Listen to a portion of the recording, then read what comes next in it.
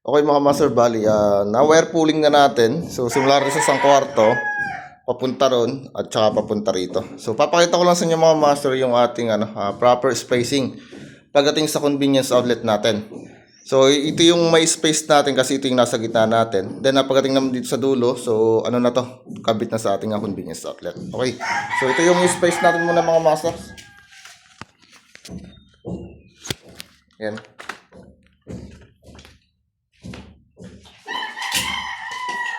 Bali, ito yung isusuksok natin sa outlet.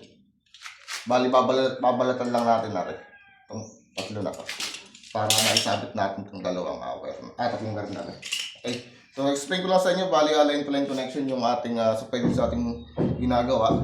So, kahit na magkabaligtad yung dalawang wire na yan, so walang problema gawa ng parehas na po yan merong 110 volts. Okay.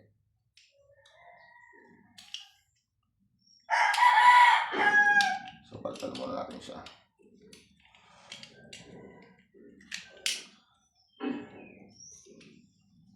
So, cutter yung ginagamit ko para matalas. Parang yung balik niya. Yan. So, balikan muna natin lahat siya.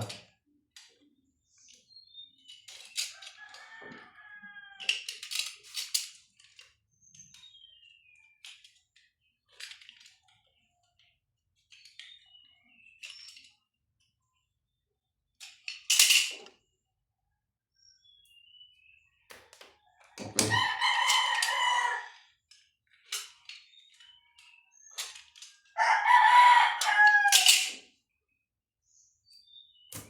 Okay, so dapat ganyan pagpabalik natin. Then, strip natin itong dalawang at lumbat dito.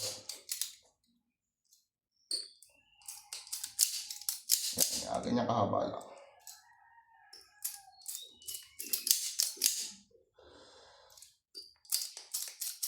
Okay. So, hindi pa tayo dito sa kabila kasi dito ako mag-splice. So, kahit alin ang kuha nyo rito. So, unahin muna natin yung grounding conductors din. Yan. So, ano nyo lang, platin nyo lang. Then, sabit na natin dito.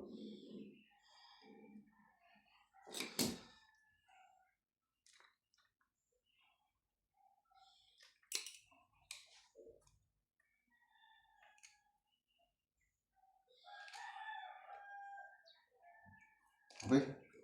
So, nasabit na. So, dapat malinis yung natin dito, splice gawa ng para hindi sumabit yung tape natin. So, make sure na wala tayong spike dito pagdating sa ating mga wire natin. So, ganun yung isa. Yung lang, palaparan nyo lang yung wire natin. Yan, aray, sabit nyo.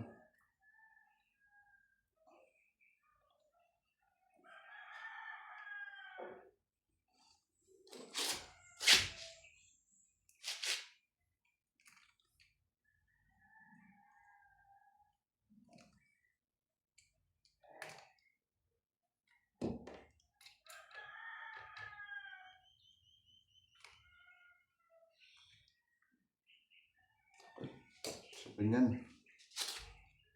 Yan ang mga master. Tapos itong isa. Man.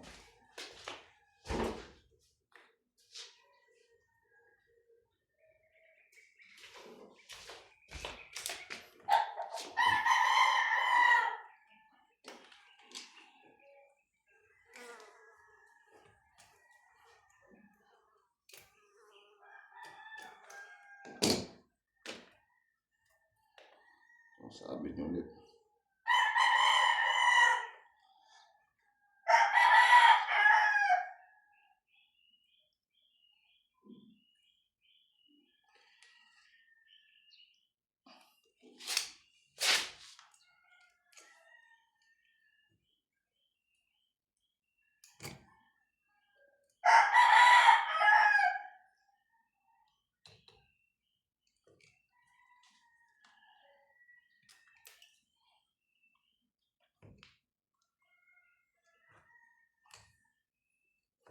Ayan, so ganito lang mga master kung paano mag splicing.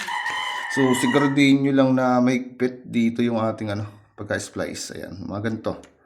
So para solid yung ating rito pagka-splice. Okay, so bali, babalutan na natin siya ng electrical tape. Dine. So kung saan yung ikot natin kanina ng pagka-splice, so iaayon natin lang yung pagbabalot ng tape natin dito. So brand natin ang tape is Setsu. So okay to. Madikit. So ganyan lang. So nakaayon lang siya.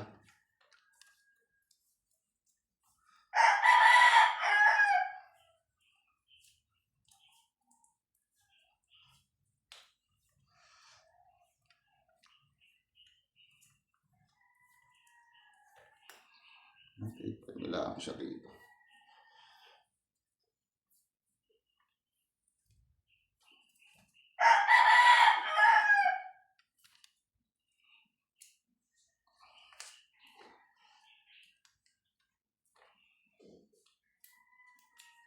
Mga 3 pasada, pwede na yan.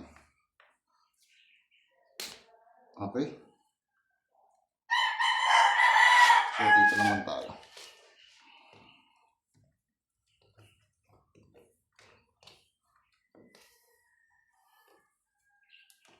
So, ang video natin mga master, so wala itong cut. So, kung ano yung binidyo ko ngayon, diretso upload na yan. Kung ano lang yung lumabas sa bibig ko, yun na yun. So, ganun lang yun.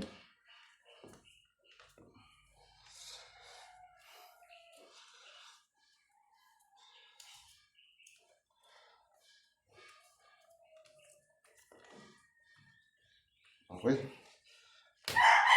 Then, itong ating grounding conductors last.